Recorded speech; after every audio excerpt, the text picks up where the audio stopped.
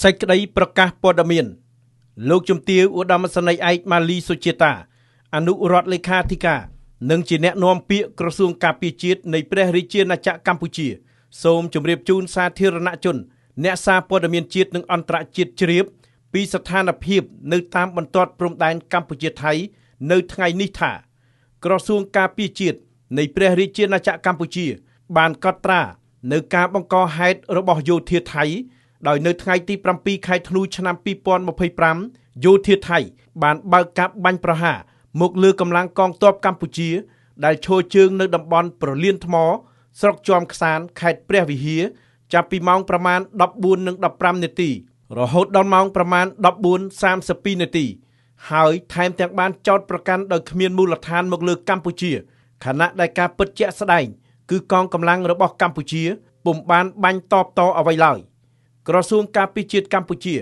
សូមបដិសេធនិងច្រានចោលទាំងស្រុងចំពោះការចោទប្រកាន់ទាំងឡាយរបស់ភាគីថៃដែលមានគោលបំណងបំភាន់សាធារណមតិជាតិនិងអន្តរជាតិនិងយកមកធ្វើជាលេសដើម្បីបង្កឲ្យមានភាពតានតឹងផ្នែកយោធាជាមួយកម្ពុជាឡើងវិញលើសពីនេះនៅវេលាម៉ោងប្រមាណ 20:02 នាទីយប់យោធាថៃបានបើកកាប់បាញ់ប្រហារ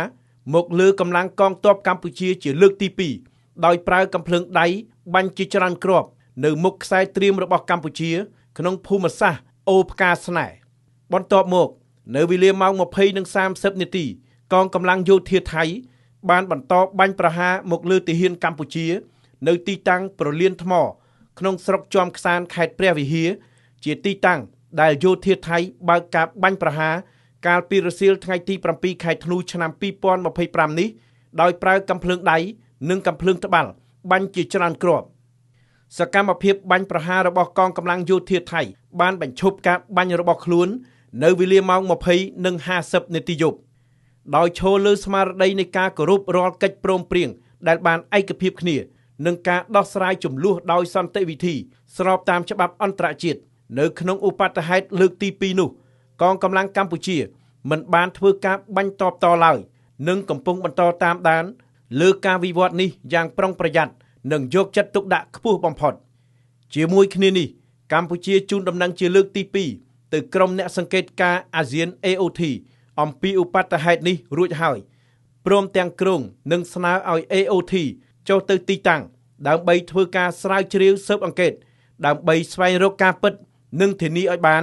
នៅដំណាភាពយុត្តិធម៌និងភាពត្រឹមត្រូវកម្ពុជាសូមគូបញ្ជាក់សារជាថ្មីនៅការបដិញ្ញាចិត្តយ៉ាងខ្ជាប់ខ្ជួនក្នុងការគោរពនិងអនុវត្តតាមលក្ខខណ្ឌនៃបទឈប់បាញ់និងសេចក្តីថ្លែងការណ៍រួមស្តីពីកិច្ចព្រមព្រៀងសន្តិភាពរវាងកម្ពុជានិងថៃប្រកបដោយសុឆន្ទៈនិងការទទួលខុសត្រូវខ្ពស់បំផុតកម្ពុជាប្រកាន់ខ្ជាប់នូវការដោះស្រាយជម្លោះដោយសន្តិវិធីស្របតាមច្បាប់អន្តរជាតិក៏ដូចជាសន្ធិសញ្ញាអនុសញ្ញានិងកិច្ចព្រមព្រៀងដែលមានស្រាប់ហើយប្រឆាំងនឹងការគំរាមឬការប្រើប្រាស់កម្លាំងសម្ដៅស្វែងរកដំណោះស្រាយមួយដែលយុត្តិធម៌ត្រឹមត្រូវយូរអង្វែងនិងស្របតាមច្បាប់អន្តរជាតិព្រោះសង្គ្រាមមិនអាចបញ្ចប់ដោយការធ្វើសង្គ្រាមបានទេអាស្រ័យហេតុដោយបានជម្រាបជូនខាងលើ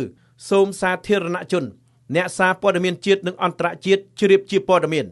ថ្ងៃអាទិត្យ2រោចខែមករាឆ្នាំម្សាញ់សប្តាហ៍ស័កពុទ្ធសករាជ2569ត្រូវនឹងថ្ងៃទី7ខែធ្នូឆ្នាំ2025